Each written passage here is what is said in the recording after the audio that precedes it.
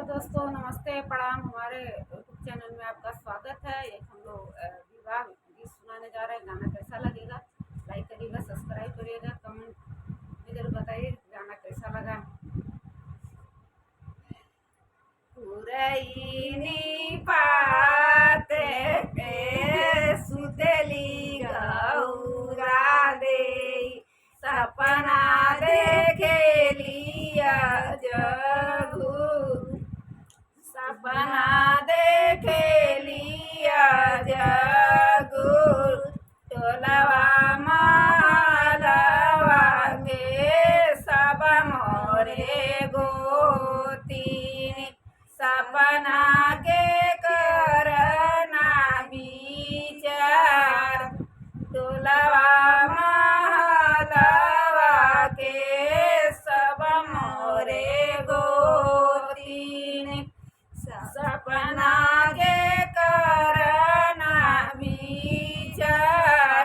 बसा बैल शिवाजी पलकी बनावेन,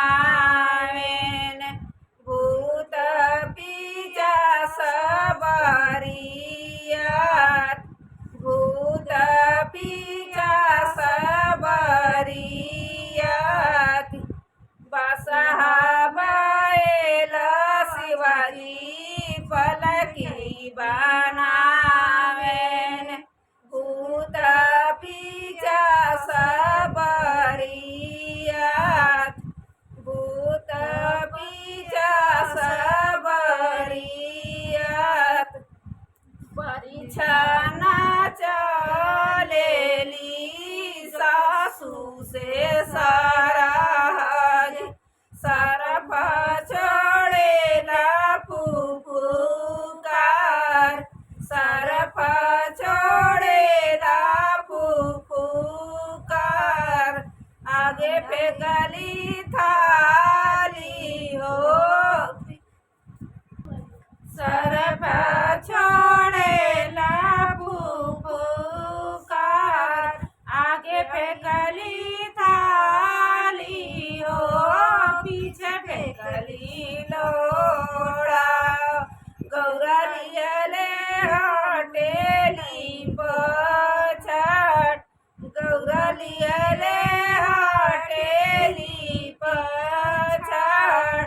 ऐसन तपस्या से गौरा नाही बियाबी, भालू गौरा रही है कुंवार, भालू गौरा रही है कुंवार।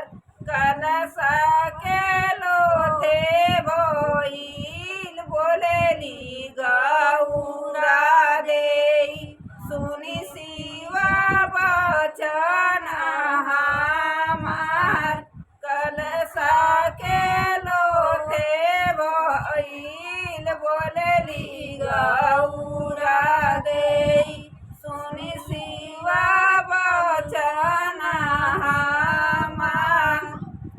तनिए कहे शिवजी बेसवा बदलती, नैहर लोग पतियाई, नैहर लोग पतियाई। गंगा नहाइती शिवजी चंदना छिड़कती,